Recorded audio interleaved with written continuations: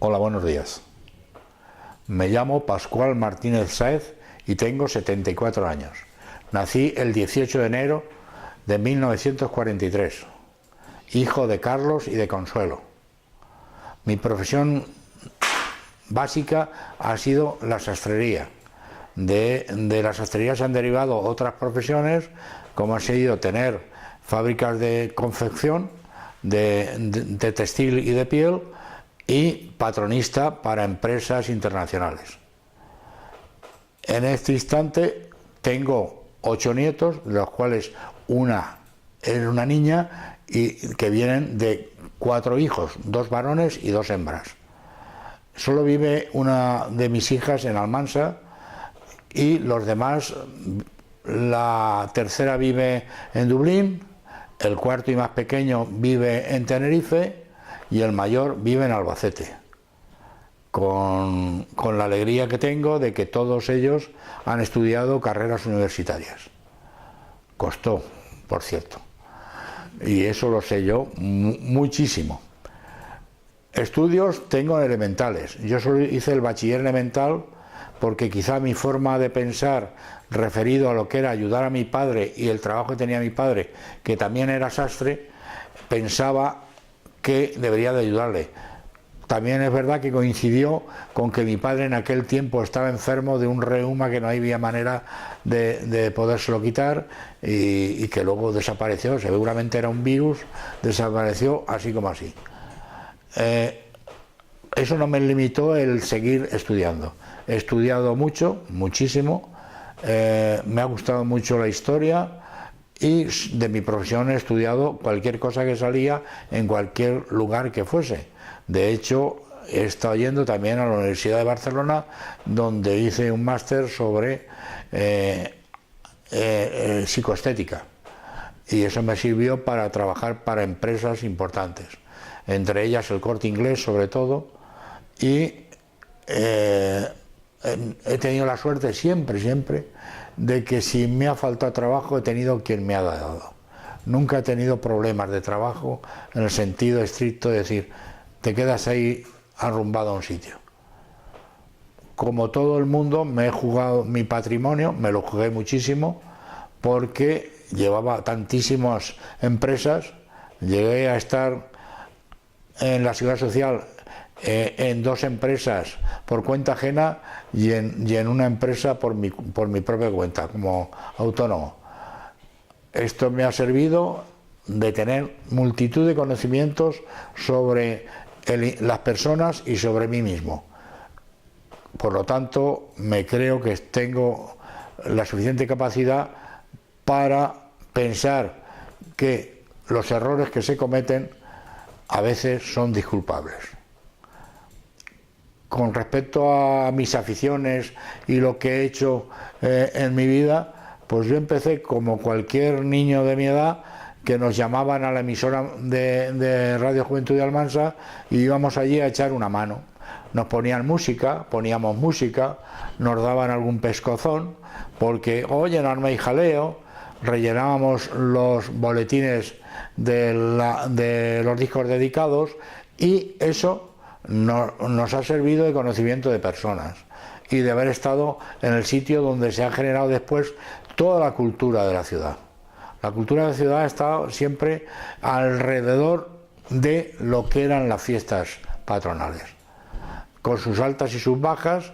Nosotros hemos estado ahí, he sido vicepresidente de la Comisión de Fiestas varios años, he estado colaborando con todos los directores, los presidentes de las fiestas, de cualquier signo y de cualquier clase. Incluso colaboré después de la democracia en Almansa, de cuando entró la democracia en Almansa, concretamente el Ayuntamiento Democrático. Me he encontrado a gusto con todos, yo no he estado nunca a disgusto con nadie, porque yo iba allí por afición, no iba para ni intentar sacar nada para mí, ni nada más para los ciudadanos. Y eso me ha servido durante muchos años de tener muchas amistades y muchos amigos en cualquier lugar y en cualquier sitio. indudablemente, mi mayor satisfacción de todas las cosas en las que he estado en esta ciudad fue cuando fui presidente de la Cruz Roja. Eso llenó el hueco enorme que me dejaba el estar tan liado en temas de negocios y en tener trastazos tremendos económicamente. Y la Cruz Roja me ha salvado de muchos males, pero interiormente. O sea, las depresiones que me podían haber dado de otra manera y el hacer cosas como hacíamos y la satisfacción de lo que hacíamos, eso me ha llenado, pero muchísimo, muchísimo. Tanto es así que yo siempre le debería a la Cruz Roja el conocimiento que he tenido para poder salir de momentos muy difíciles de mi vida. No sé qué queréis que os diga. Yo procedo de una familia... Sí, habla, por favor. Con respecto a la Cruz Roja, ¿cómo se crea, por qué se crea el destacamento aquí militarizado? Esto se crea en el año 25, si no recuerdo mal, y se crea porque varias personas de Almansa ven que en otros sitios se han creado asambleas locales y entre esas personas pues son los próceres de Almansa, vamos a hablar así, que son personas que son médicos, que son profesores, está incluso un sacerdote, don Leloy, está don José Conde, que era un hombre que cualquier iniciativa para hacia los demás siempre estaba, don Manuel Manzanera, el médico, Cuenca, el padre de los practicantes, como podríamos llamar, que no me acuerdo ahora bien del nombre, pero él y varias personas con ganas de trabajar para los demás. Mujeres. La primera persona que dirigió la Cruz Roja fue una mujer. En Almansa. La mujer de don José Conde. Esto son cosas que nuestra ciudad, si alguien piensa que nuestra ciudad ha sido una ciudad villorrio y tal, está equivocado totalmente. En Almansa se han hecho cosas de maravilla referido, empezando por la Cruz Roja, pero empezando por otra cosa. Cuando se hizo la hidroeléctrica almanseña, ¿qué capacidad tenían esas personas que se hicieron socios para hacer una hidroeléctrica, para tener electricidad en su ciudad? Y si les sobraba, venderla. O cuando se hizo la mutua almanseña, que todas las personas que entraron allí pusieron dinero para hacer una mutua para ayudar a los trabajadores.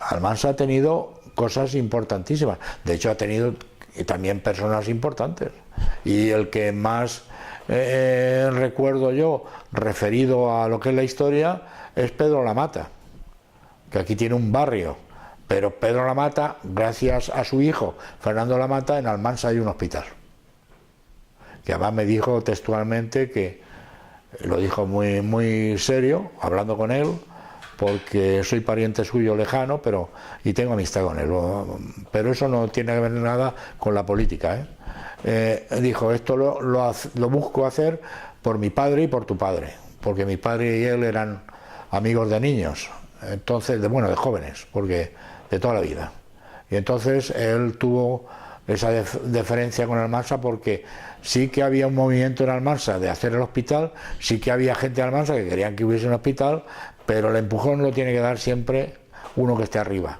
no lo da el de abajo empuja, pero suave, pero el de arriba dice hágase, y este hombre fue muy importante en eso, y hay que agradecerle a este hombre, que debería tener ya una calle en Almansa, por cierto, y la pido. Lo digo en serio, es que son cosas que a mí me llenan, y como tengo esa referencia lo tengo que decir. Cuéntanos un poco sobre la Cruz Roja. Ya nos has contado la creación, pero la Cruz Roja creó, por ejemplo, la banda de cornetas y tambores, sí. Creó después el destacamento que asistían a las romerías, sí, auxiliares. Sí. Todo eso, ¿cómo estaba organizado? Porque eso fue más o menos un periodo que tú conociste muy bien. No lo conocí también, yo lo conocí el posterior. Eso estamos hablando de hace muchísimos años, ¿eh? La Cruz Roja en Almansa ha tenido siempre una raíz muy popular. O sea, los miembros de la Cruz Roja siempre han sido personas del pueblo. Empezando por el padre de mi amigo Fernando Maimón, Matías Maimón, como otros más, que se iban a su casa y tenían en su casa los palos de llevar la lona de la cabilla, y que lo llamaban tocándole el municipal y que ha habido un accidente en tal sitio, y se levantaban, cogían los palos y la lona y a ver dónde había ido el accidente, con personas como Miguel García, el practicante, que estuvo muchos años de oficial mayor en la Cruz Roja, y con un montón de personas que pasaron por ahí, que la mayoría, esa base, han fallecido ya, pero que han tenido un corazón como un templo. No se les puede pedir más de lo que hicieron, porque no tenían nada, porque iban con lo que podían. Es que era difícil mantener la Cruz Roja. Sustento poquísimo. Lo poco que les llevaba por la fiesta de la banderita o vender lotería. Y eso es muy importante cuando eso lo hacen ciudadanos de aquí, nacidos aquí. No vino nadie de fuera a decirles esto se hace así. Y eso lo pusieron al servicio de toda la ciudad, como cuando han estado los que me antecedieron más cercanos, y como estuve yo, haciendo cosas para la ciudad. Con todo eso, nada más que conseguir dinero como fuese, para que no hubiese manera de que la Cruz Roja dejase de funcionar. Pero la Cruz Roja, ya lo vuelvo a repetir, mi mayor satisfacción ha sido ser presidente de la Cruz Roja.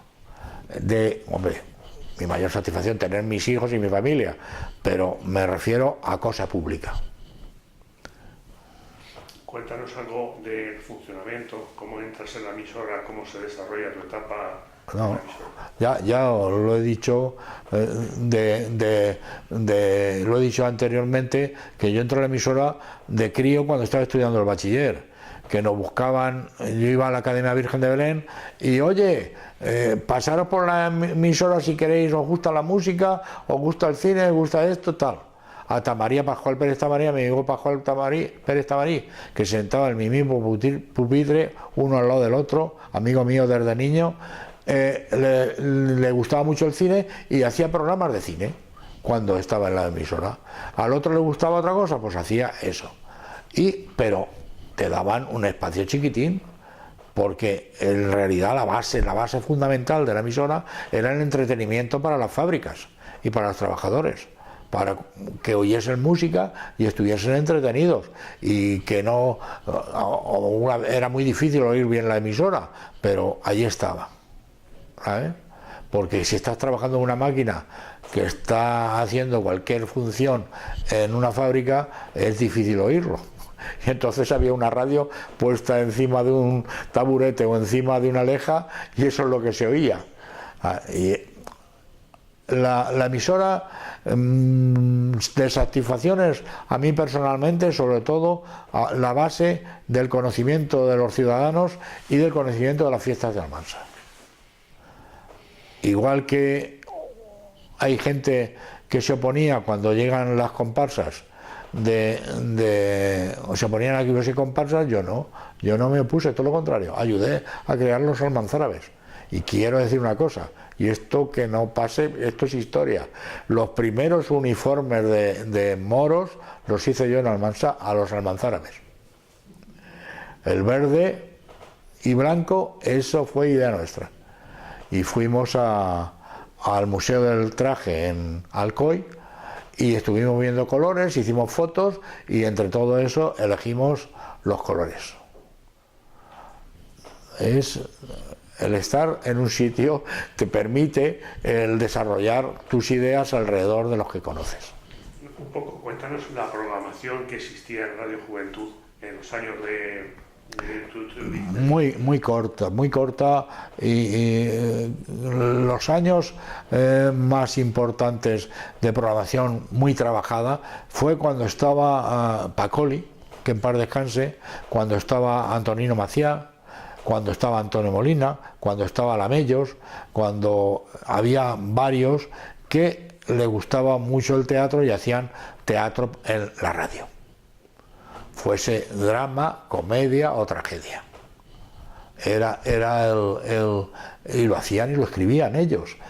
Y otras veces teníamos, que yo recuerde, yo que sé, pues habría 300 o más obras de teatro de todo tipo en libros en la emisora, que por cierto quisiera saber dónde están, porque no los he visto después. Y eran libros pequeñitos en cuanto al tamaño, pero importantes en cuanto a las obras que había. Y con eso se ensayaba, se veía y se hacía. Yo te voy a decir una cosa. Yo empecé a salir con mi futura mujer porque ya estaba en la emisora. O sea que te quiero decir que ya estaba en la emisora. Y mi mujer hacía teatro también en la emisora. Y hacía teatro en el Teatro Regio. Y bueno, ¿yo qué quieres que te diga? Si eso es así, el conocimiento se lleva a través del trato. Y fíjate tú, ya hace que me casé en el año 73, fíjate, si tengo años de mili. Cuéntanos un poco de la experiencia de tu familia, en cómo comienza, dónde se desarrolla, cómo el negocio familiar de sastrería. El negocio familiar de sastrería, que tenga yo conocimiento, viene del siglo XIX. Entonces, del siglo XIX, la sastrería era un negocio como otro cualquiera, otro más, con más dificultades y con más horas de trabajo, porque para hacer la sastrería artesana las horas ahí no cuentan. Dicen, no cuenta la hora, parece que la hora no valga dinero, y esto lleva mucho trabajo. Bueno, pues empezaron mis antecesores, mi bisabuelo, mi tatarabuelo, mi abuelo y tal, y todos ellos desarrollaron el trabajo en Almansa hasta que llega el principio del siglo XX, y entonces empiezan a irse a trabajar a otros sitios, entre ellos mi abuelo, bueno, finales del siglo XIX, van a Barcelona. Mi tío abuelo el mayor se va a Barcelona también a vivir. Allí está este tío abuelo mío, un gran hombre, por cierto, Venancio. Estaba de director de una sastrería importante de Barcelona, Pantaleón y Hermanos, que eran una familia de sastres italianos que se vinieron a poner la sastrería. Tenían en Italia sastrería, pero se vinieron a poner otra sastrería aquí y la pusieron en Barcelona, y él estaba de encargado, y se llevó a mi abuelo también allí, y estuvieron trabajando juntos, que luego fueron socios cuando se volvieron. Y allí es donde hizo mi abuelo años de vida, y mi tío exactamente igual. Y cuando mi abuelo enviuda por primera vez enviuda de la primera señora, entonces, que era de aquí de Almansa, pues mi tío Venancio le busca un apaño, y se la busca precisamente en una chica que trabajaba en la sastrería Pantaloni. Y mi abuela, bueno, se casan y tal, y se vienen a vivir a Almansa, compran aquí la casa de la familia, y ya empiezan a trabajar, y pues como cualquier negocio. ¿Dónde está ubicada la sastrería? En principio, cuando mi abuelo se viene a Almansa, se ubica en la calle Virgen de Belén, al lado de lo que luego fue la Correos y esa zona, en esa acera, que había ahí una barbería, pues antes de la barbería. Y entonces, después ya, como ya compran la casa de la familia, y estaba ubicada, como siempre, en la calle Mendizábal, que se llama ahora, previamente, cuando en el tiempo de Franco, José Antonio, y antiguamente creo que fue San Sebastián, no lo digo muy seguro, pero Mendizábal se llamaba también, porque da la casualidad de que en casa todavía tenemos, si no recuerdo mal, me queda alguno, de dar publicidad. Entonces se llevaba la tinta de tintero o de estilográfica. Tenemos secantes donde pone el nombre de mi abuelo, que se llamaba igual que yo, Pascual Martínez, y daban un secante de publicidad a la gente cuando iban a hacerse un traje o algo así. Y me acuerdo porque ponía, pues más o menos, tejidos nacionales e internacionales. Le ponía eso en la sastrería. Lo cierto es que esa sastrería fue muy famosa, no solamente aquí. Mi abuelo tuvo una idea ejemplar, idea industrial muy importante, que fue que como para trabajar para los agricultores, y Almansa era mayoritariamente agricultores, para cobrar, era cobrar cada recolección. Mi abuelo no es que se inventó, buscó la manera de que se hicieran trajes los que cobraban a la semana. Y para ello se buscó la manera de venderle trajes a los ferroviarios. Y los ferroviarios que cobraban todas las semanas, él, en vez de ir por Renfe, compró un coche, un Ford de pedales viejísimo que andaba de milagro, que era de lona, y él le hacía la capota. Él compró ese coche y con ese coche recorría las estaciones, nombraba representantes en las estaciones importantes, iba hasta Manzanares, iba a Santa Cruz de Mudela, bueno, todo lo que era la línea de la línea de Renfe en la parte sur de España, porque había dos tipos de líneas de Renfe, una del norte y otra del sur.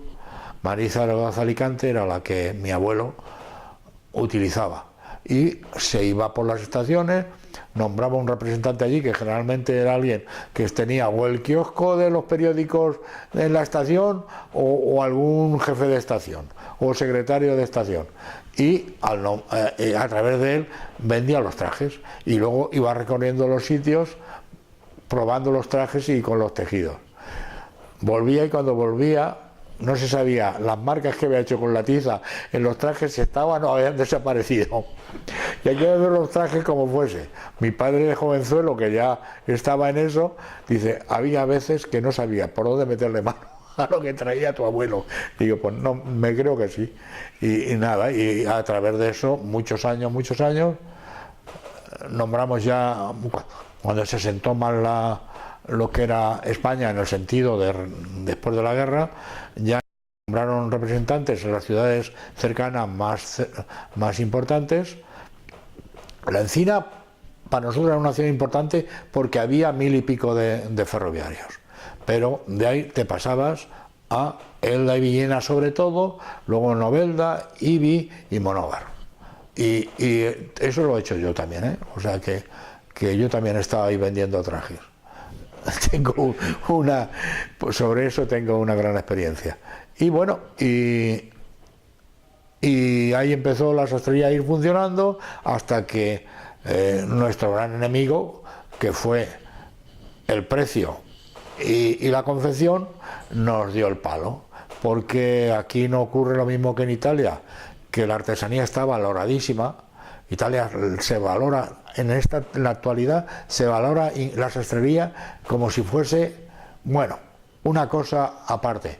Pues entonces aquí hubo que darle vuelta al negocio, y vuelta al negocio era redistribuir las cosas.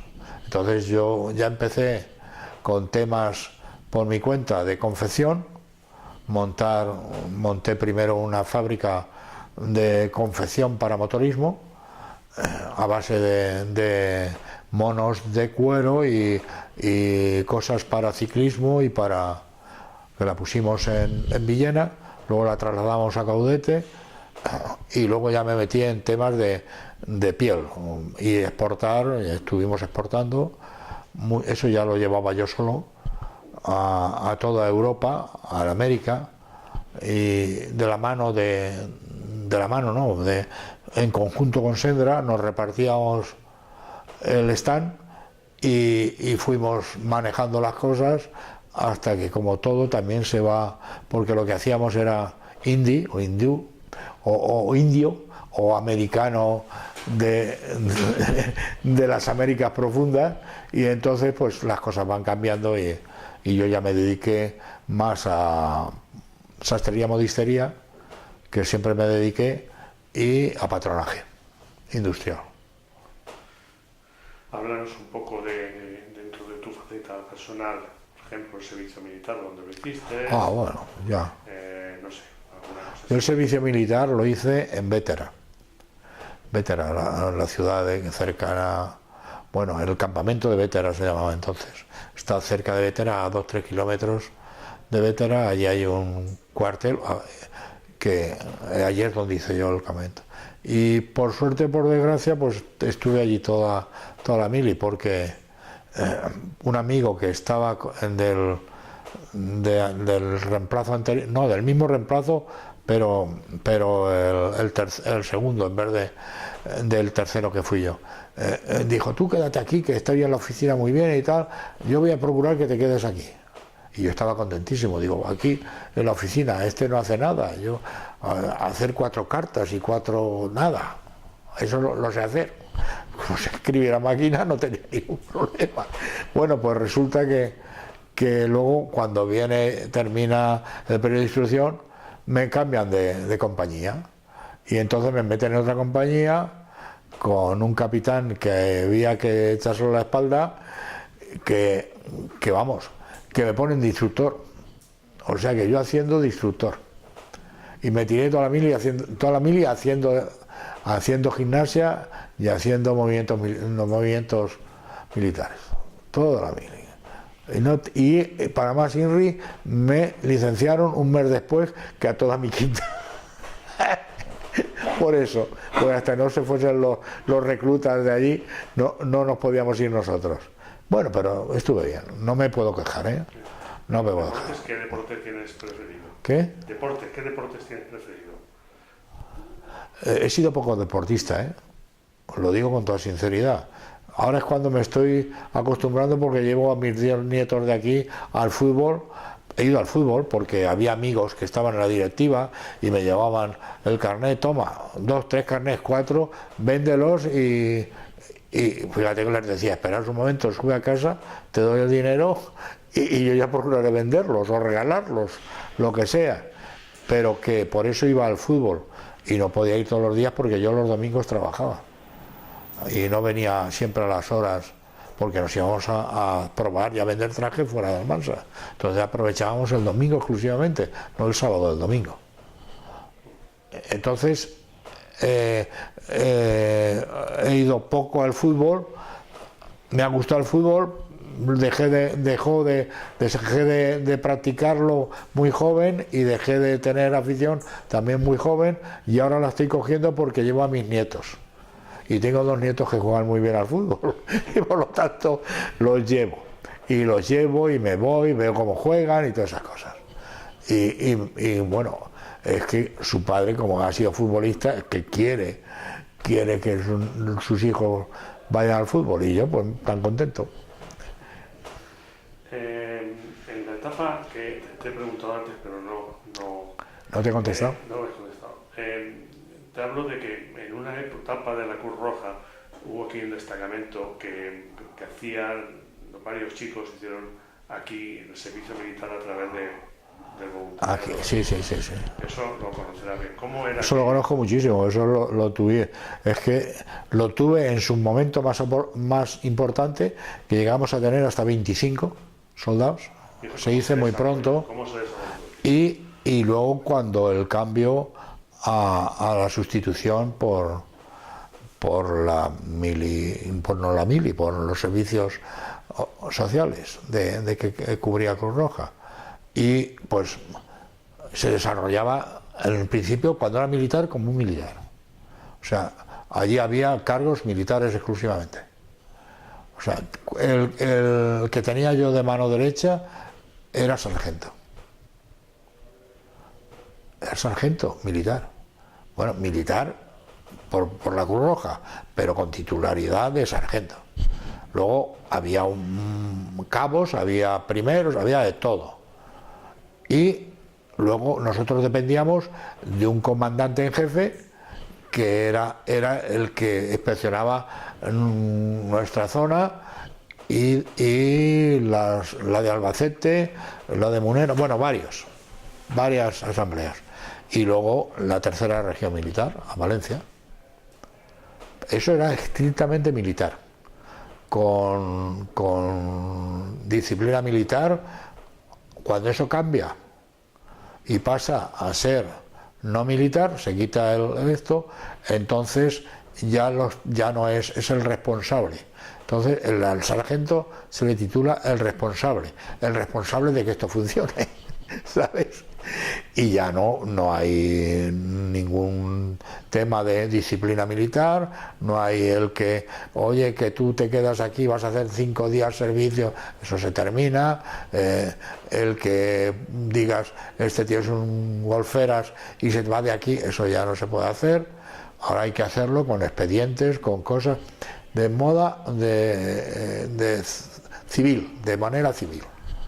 Entonces, ha habido gente muy buena en la Cruz Roja de Almansa y ha habido gente regular, pero yo prefiero que todos tengan la calificación de muy buena, porque a veces se les ha exigido más de lo que podían dar de sí. Les voy a decir, mira, esta semana pasada, un chico que estuvo en Cruz Roja, ponerse, que estaba dando a luz en una ambulancia de las viejas, de las bajas, una chica que no llegaba a Albacete, y atenderlo el chico en horcajadas con las piernas encima de la chica y sacando el niño, y llegó vivo a Albacete. A ese chico se le puede dar 200.000 condecoraciones porque la mujer la salvó y vivió, y eso es duro para un crío. Estamos hablando de 20 años, 21 años. Para un crío hacer esas cosas es muy difícil. Hay que tener aguante. O cuando hubo el famoso accidente, que hubo un montón de muertos del autobús allá fuera de Almansa, y aquello era un destrozo, es que había niños muertos y destrozados. Eso hay que tener un estómago a prueba de balas. Cuando vas a un accidente y ves que tiene un miembro cortado o está debajo y no lo puedes sacar hasta que no vengan los bomberos y no han venido, o echar mano de que si lo quitas la presión que tiene en el pecho se te vaya y empieza a echar sangre, eso es así. Y eso lo han vivido mucha gente en Almansa, mucha gente, cuando había accidentes en esta carretera, que era cuando no había autovía, indudablemente. Después, cuando había autovía, los accidentes se han pasado a las vías comarcales, las carreteras menos importantes, pero la autovía ha habido menos, ¿sabes? Y eso lo han vivido hijos criados y vividos en Almansa, y escenas, de coches quemados y cosas de esas que hay que tener narices, ¿sabes? Yo he vivido algunas, pero no muchas. Voy a hablar cuando he podido, o cuando a mí me han mandado a llevar en la ambulancia una noche a las 3 de la madrugada. Me va Fernando, el que tenía de responsabilidad, Pascual, que el juez me ha cogido y me ha dicho que bajes inmediatamente de mi casa y que nos vamos a llevar a un enfermo psiquiátrico que lo han sacado del penal de no sé dónde y lo tenemos que llegar a Albacete. Pero bueno, es que no está la Guardia Civil para eso. No, ha dicho que lo tiene que llevar Cruz Roja. Fui allí, le protesté a la jueza, que era una jueza, y ¿sabe lo que me dijo? ¿Qué quiere usted, que lo encierre usted? Y era el presidente de la Cruz Roja. Cuando hay que dar asistencia pública, te implicas en eso. Lo primero que es la asistencia. Sea lo que sea un loco lo que lleves dentro, sea un asesino, sea lo que sea, por cierto, aquel era asesino, sea lo que sea, pues a mí me tienes ahí, que le pusimos unas esposas que nos dejó la Guardia Civil, unas esposas, el tío iba dando botes allí, yo agarrado a la camilla y sujetándolo, y Fernando conduciendo el coche. ¿Qué quieres que te cuente? Si es que la historia está llena de muchas anécdotas, sobre todo donde yo he estado. De todas maneras, la satisfacción mayor es cuando nos volvíamos, nos parábamos por Chinchilla, que estaba abierto ya el restaurante, y nos comimos allí un plato con tocino y con no sé qué más, y unas longanizas y un montón de pan. Y aquello nos sentó de cine, ¿sabes? Porque habíamos pasado un rato malo. Cuando vas con otro, que ahora porque las ambulancias están muy bien y el tema del SAMUR es otro mundo, pero cuando vas con otro y que tiene un infarto o le está repitiendo otro y lo estás viendo que se te va,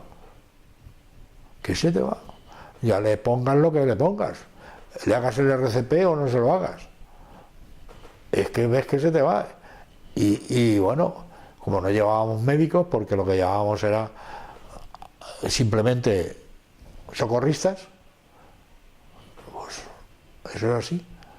Entonces la historia de la Cruz Roja en toda España ha sido esa. Ahora es distinto, ahora le han dado la vuelta, tenemos de todo, comemos con todos y somos la repera. Y vamos a hacer esto, vamos a hacer lo otro, y qué maravilla. Cuando no había para nada, entonces se pasaba muy mal. De todas maneras, voy a decir una cosa. Yo tengo que nombrar a varias personas, si no a ellas por su nombre, sí por su trabajo, que hicieron mucho por Cruz Roja, siendo simplemente voluntarios de Cruz Roja. Nos vendían lotería, nos vendían de todo, nos hacían servicios. Cruz Roja en mi tiempo llegamos a tener 3 pueblos dominados con voluntarios. Simplemente en Alpera teníamos 250 voluntarios. Simplemente en Alpera. Mandamos por primera vez un voluntario internacional a Brasil, a la zona seca de Brasil. Que Brasil no es todo verde y no es todo. Mandamos por primera vez un voluntario de la Cruz Roja de Almansa, que nos felicitó la Cruz Roja Internacional, nos felicitó por el trabajo que había hecho. Les había enseñado a los indios a lavarse, les había enseñado a cuidarse las heridas, bueno, hizo un trabajo, incluso daba clase en la escuela. Ese voluntario. Y luego ha habido muchos, han salido muchos, muchos.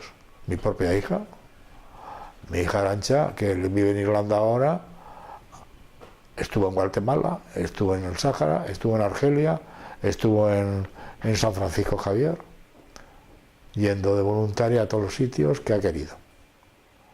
Cuando terminaba el mes de trabajo, de verano, pero eso le nació en la Cruz Roja de Almansa, No iba con la Cruz Roja de Almansa, pero nació aquí, por la enseñanza que aquí tuvo.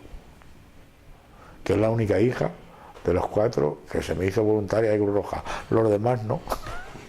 Los demás dijeron, el tonto de papá que ya está, ¿sabes?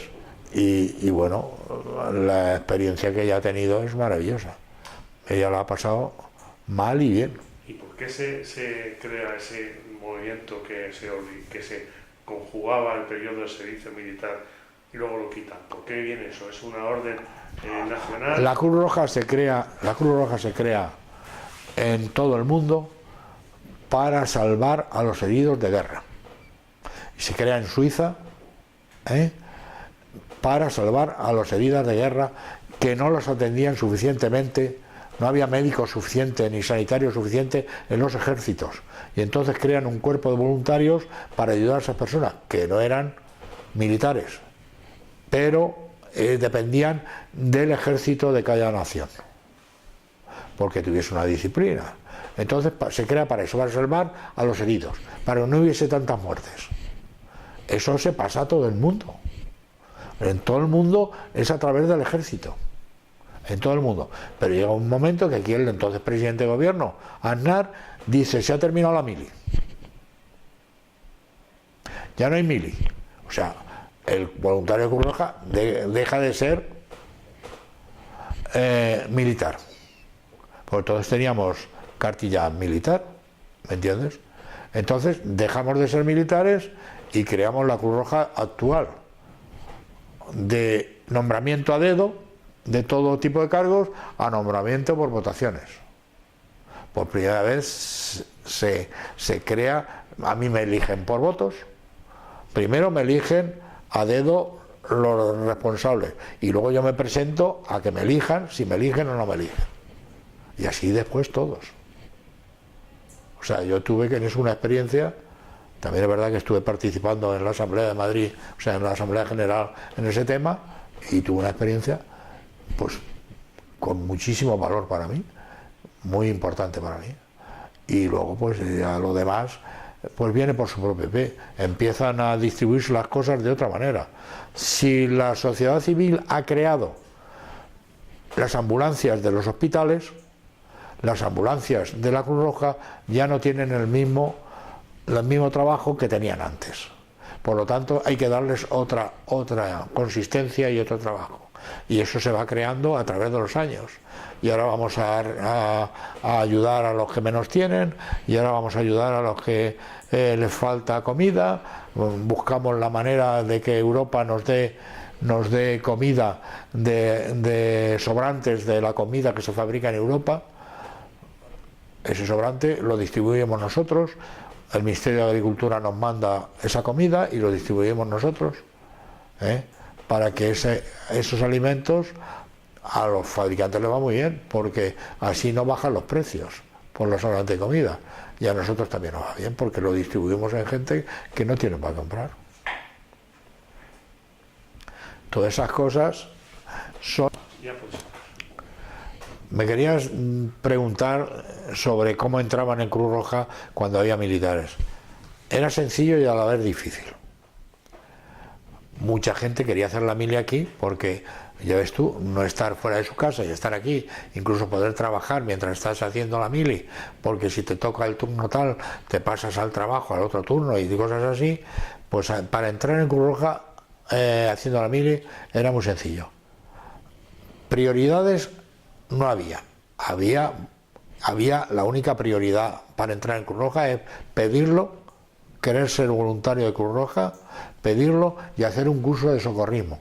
Y el curso de socorrismo, que se hacía por personas tituladas, médicos o enfermeras o monitores, todos titulados, había que sacarlo si no con excelencia, bien.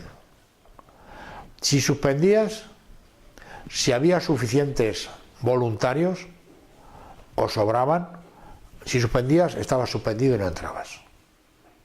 Eso ha dado paso a algunas dificultades en un pueblo. Sabéis que, oye, a mi hijo como no ha entrado a esto, lo otro. Ha habido gente que a mí no me ha saludado, pero yo qué tengo que ver. Tu hijo suspendió y le dijimos que estudiase, si no daba golpe. Tu hijo quiere quedarse aquí, tiene que ir a hacer la instrucción en tal cuartel. Cuando termina el cuartel vendría aquí, pero tu hijo no ha estudiado, y la monitora o el doctor o la enfermera me ha pasado esta nota. ¿Qué hago con tu hijo? ¿Lo entendéis? Es muy entendible, pero eso, sin embargo, en un pueblo pues roza la enemistad. Que no has querido y ha pasado fulano y no creo que ese sea más listo que mi hijo. No, si tu hijo no ha venido porque no ha querido estudiar. Ya he dicho, como el presidente es amigo o es conocido de este, me va a meter. Y no es así. Yo en eso he sido muy estricto. He metido la pata también, cuidado. En todos los sitios se mete la pata. Pero he querido ser estricto. Porque significaba que todos eran iguales para mí. Y no porque el hijo de un amigo mío entrase y el otro, que no era tan amigo, no entrase. No. Un curso, tú sacas bien el curso y eso es tu puerta para entrar aquí. El curso era muy sencillo, un curso de socorrismo elemental, luego vendrían los difíciles, pero un curso de socorrismo es muy sencillo. Le dábamos un librito, ese libro es lo que se tenían que aprender, que el libro no es nada del otro mundo, no es nada de grueso, muy sencillo, muy bien explicado, con todos los movimientos, pero es que además le dábamos clase teórica, o sea, hacían las cosas antes del examen allí, en donde teníamos la clase, y ellos se enseñaban en la propia clase, y todo lo que hacían era lo que luego les iba a servir para hacer la prueba, o sea, el examen. Podía estar uno más nervioso o menos, pero como previamente la monitora o el monitor nos estaba pasando el resumen de día a día, teníamos una ventaja. Puede uno ponerse nervioso el día del examen y a lo mejor, oh, es que estoy muy nervioso y tal, pero como tienes previamente lo que habías hecho y cómo lo habías hecho, luego hablabas con este chico que, mira, me ha fallado en esto, pero este lo sabe hacer, porque esto, pero esto no. Y ya estaba. No me he querido echar a nadie de nada. Y cuando había demasiados y había muchos que habían aprobado, como les hacíamos a los monitores que calificaran por puntos, entonces siempre iban los que más puntos tenían. Ha pasado en contadas ocasiones, voy a ser sincero también, no ha sido tan difícil. Porque a veces cuando se pasaban, oye, que hay dos que son muy buenos y es una pena que estos se vayan y tal, pues yo me iba al comandante de la zona y le decía, de Albacete me mandas 2 para aquí, digo no de Albacete, dos puestos más. Eso estaban aquí ya, sino y Antonio, que era el comandante, con muy buen criterio, decía, no te preocupes, eso está hecho. Porque lo entendía, porque vivir en un pueblo es muy diferente a vivir en una capital. El enfrentamiento que podía haber. Y a veces, por eso te he dicho antes, a veces había 25, no teníamos más plazas que para 21. Era lo que nos correspondía. Y a veces había 25. ¿Y qué pasaba? No pasaba nada. Sencillamente, pues mira, que había más, y más gente de Almansa. La infraestructura, porque yo, vamos, en cuanto a cuartelillos de Cruz Roja, por decirlo de alguna manera, he conocido 4 o 5. Yo recuerdo uno en la calle Mendizábal, un poco más arriba, donde tenía tu padre y tal. Ahí fue la primera Cruz Roja que tengo noticias de ella. Nosotros también cambiamos en su momento de zona, después de que nos diese Matarredona, nos cediese, eso nos lo cedió a perpetuidad para la Cruz Roja, que era el antiguo depósito de butano, muy pequeñín, no tendría ni 30 metros, un cacharro así, que lo fuimos agrandando. Yo lo hice hasta 100 metros. Ahí tengo que decir una cosa, me lo permitió el ayuntamiento, me lo permitió, ¿me entendéis? Y hicimos una zona con váteres y duchas importante para hombres y para mujer. Hicimos una zona de dormitorio, todo muy limpio, muy bien, una oficina muy buena, un despacho para el presidente pequeñito, muy pequeño, me cabía una mesa y tenía que salir así. Y hicimos una zona de estudio donde lo llenamos de ordenadores y lo llenamos de máquinas de Cruz Roja. Y allí es donde dábamos los cursos. Ahora, cuando se trasladaron aquí abajo, porque el presidente que me sustituyó creyó que era oportuno irse a la ciudad, pues tienen una planta baja de enfrente de lo del geriátrico. Y yo pues aquello lo arreglamos muy bien arreglado, por cierto, muy limpio, aquello se limpiaba todos los días y no había problemas. Por lo demás, nunca, de los años que he estado yo en Cruz Roja, me he encontrado con alguien que no quisiera colaborar con Cruz Roja. Se pueden contar con los dedos de la mano. Cruz Roja ha tenido en ese capítulo una cantidad de seguidores tremendos en las casas. Llegamos a 3.000 socios, estando yo, 3.000 y pico socios. ¿Sabes lo que significa 3.000 y pico socios? La sociedad más importante del mundo.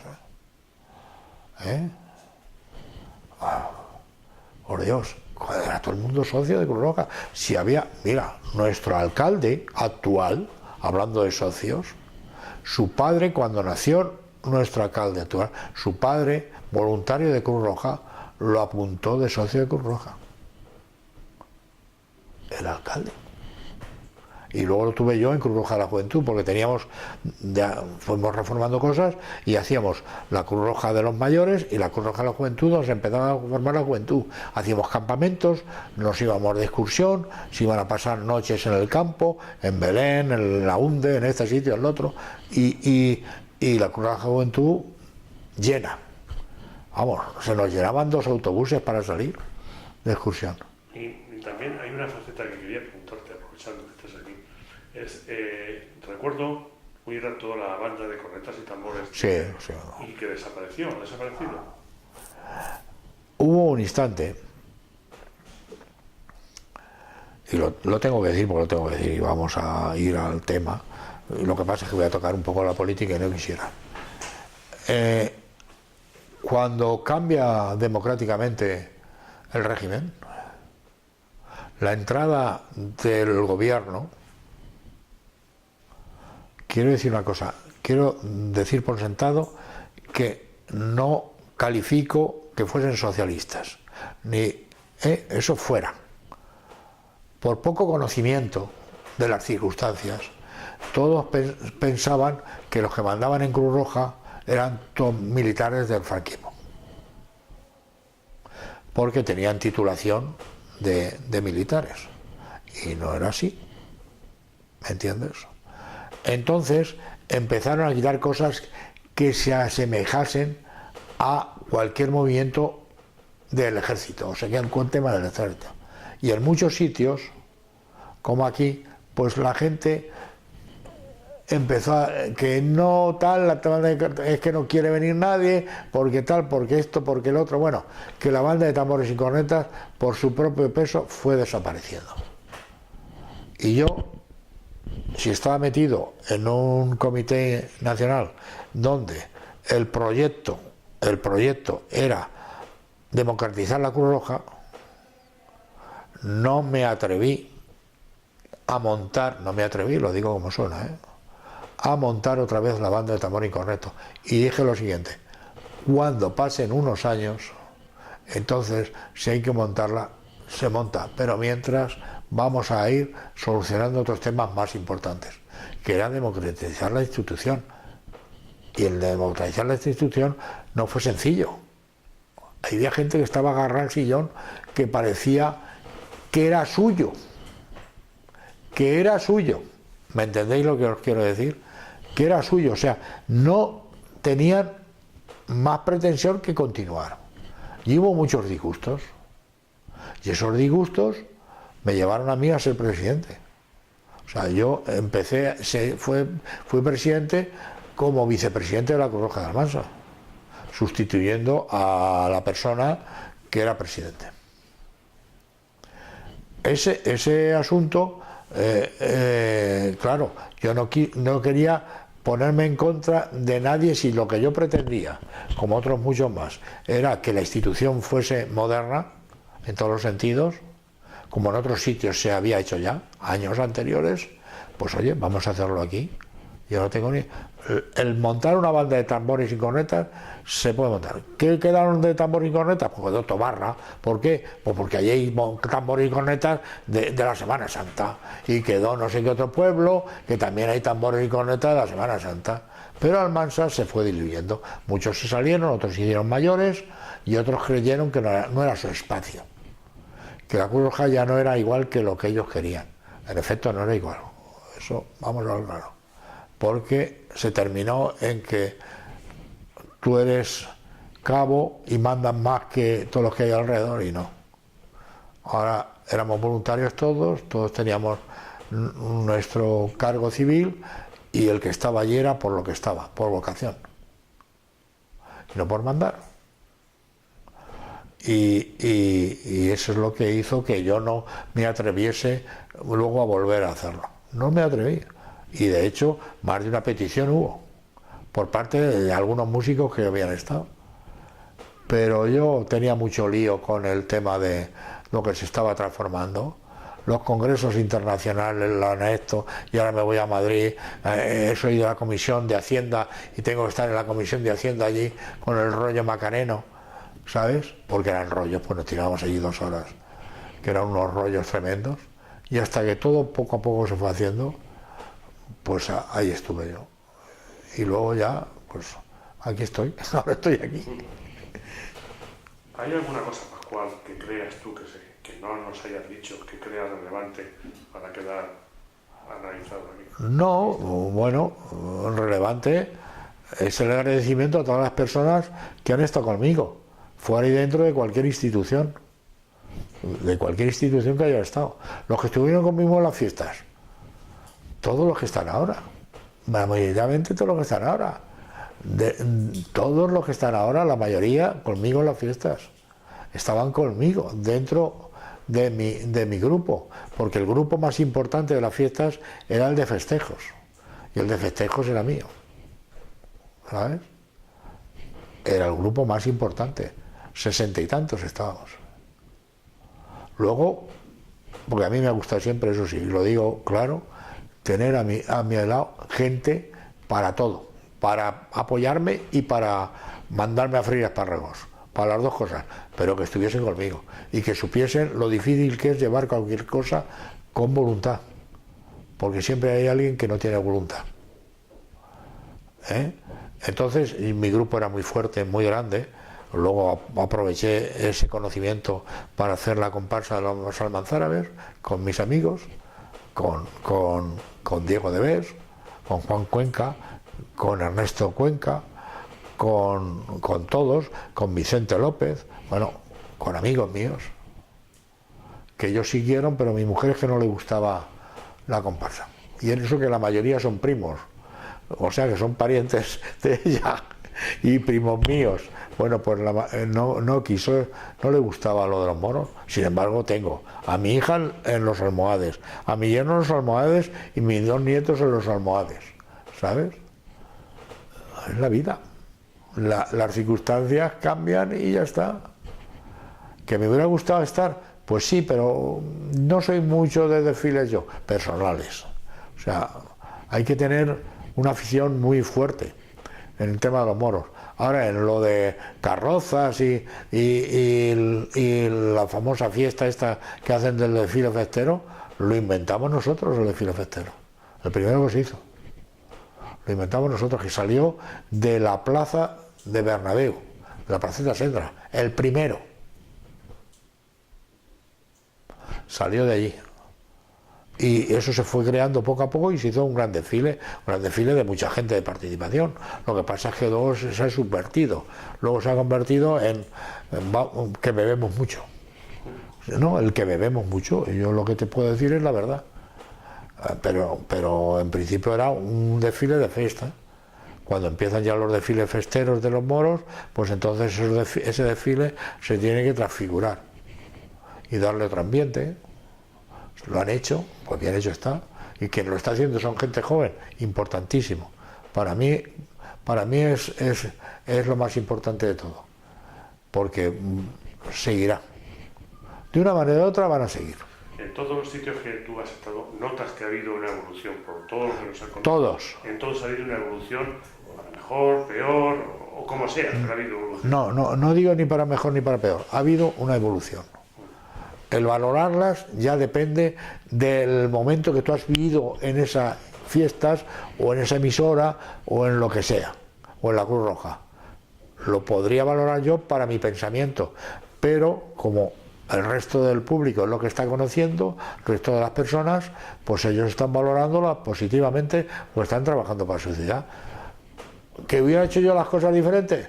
Tampoco tengo por qué decir sí o no. Lo que sí puedo decir es que hay personas que piensan diferente a mí y ya está.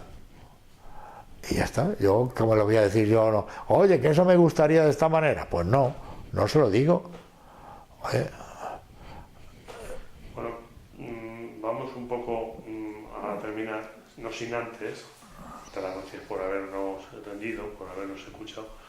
Y hay una cosa que siempre preguntamos, siempre decimos, ¿qué dirías tú ahora mismo para la posteridad, para tus nietos, bisnietos, como personas, como la experiencia personal tuya que tú has tenido? Que sean honrados y que no califiquen a la gente con malas varas de medir, que las califiquen como personas, con sus defectos y sus virtudes. Es lo primero que tiene, es lo que me enseñó mi padre. Y yo lo he seguido así, y yo no puedo calificar a nadie. Para mí, cada uno es como nace, y no podemos ser todos iguales. Y como no podemos ser todos iguales, es como estamos. Yo no puedo calificar a nadie de malo ni de bueno, nunca. Lo he hecho ni lo voy a hacer. Muy bien, bueno. Bueno, Pues nada, pues muchas gracias por... a vosotros, por lo bien que me habéis entendido.